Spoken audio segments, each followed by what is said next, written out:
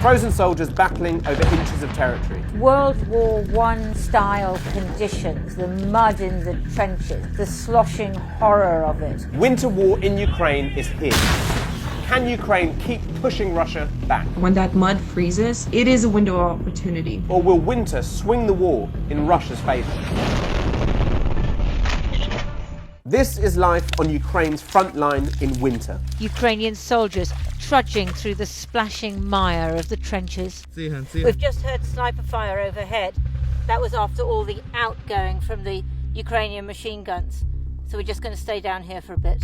Plummeting temperatures mean the war is becoming a slow, sticky mess as armoured vehicles slide over frozen roads, break down or become stuck in snow and mud. We're seeing a kind of a reduced tempo already of the conflict. Some of the most intense fighting is concentrated in the Donbass, in particular Bakhmut, where Russia has been attacking Ukraine for months. And it's here that you'll find these trenches and a totally different way of fighting. There's no cover, it's winter, all the leaves have dropped from the trees, and so the only way to take cover is underground. As well as dodging enemy fire, soldiers are trying to avoid hypothermia as they battle to stay warm and dry. Ukraine's Western allies are sending hundreds of thousands of items of winter clothing to help. The Ukrainian soldiers, they have a lot of discipline, their actual living quarters. They're quite cosy. They have a sort of, a heating method there. They know how to, keep their kit separate, the dry kit, the wet kit. But Ukraine's military leaders say they won't sit back. They want to attack and maintain the momentum they gained in late summer. After stunning counter-offensives in Kharkiv and Kherson, Ukraine has seized the initiative in this war. In Kharkiv, special forces on light armoured vehicles smashed through thinly defended Russian positions in a lightning attack.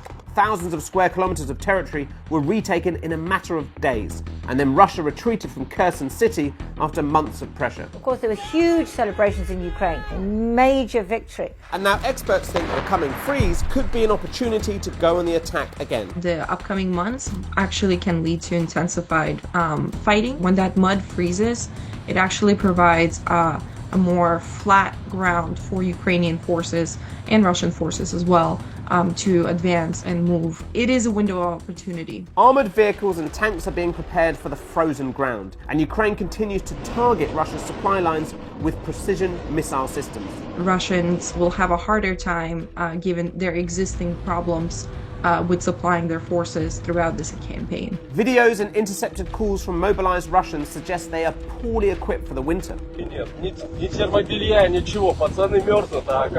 They're going to be wet and cold and miserable. Most importantly, they lack morale, and they're also stating that the commanders themselves don't want to be there. Some military analysts say there could be a large-scale collapse of Russian positions if soldiers are left cold and isolated. So we are seeing a rise of desertion rates in certain areas. But Russia is digging in. They are hoping to hold their defensive line. A static battlefront gives Russia a chance to bring its artillery forward. We're seeing some Ukrainian officials already saying that the artillery is overpowered in some areas of Donetsk Oblast. The US estimates Russia is firing around 20,000 artillery rounds per day, 3 to 5 times more than Ukraine.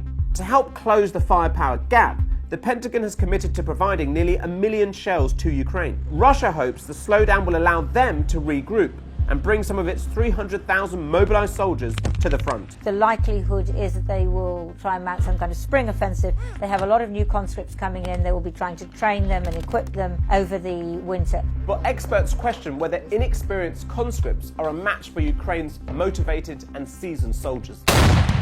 I'm not sure if the mobilized force will be sufficient enough in the long term for Russian forces to regain that initiative. Putin, though, thinks he can still win. He is not a man who likes to back down. He has staked his political future on this war. I find it very hard to believe that he's going to change course at the moment. So far, Putin's most successful strategy has been off the battlefield. He's been able to terrorize Ukraine's civilian population by targeting energy infrastructure with waves of cruise missiles and drones. Ukraine's Western allies are providing generators and some air defense systems, but Kyiv says it's not enough and civilians will die in the cold this winter. The hope is that this will reduce Ukrainians' enthusiasm for victory. And maybe the Western and NATO support for Ukraine will weaken as well. But still, Ukraine is resolute. I don't think that Ukrainian government or Ukrainian people will break. Despite Putin's threats and the civilian onslaught, Ukraine's frontline soldiers still believe that they will win. We have superpower.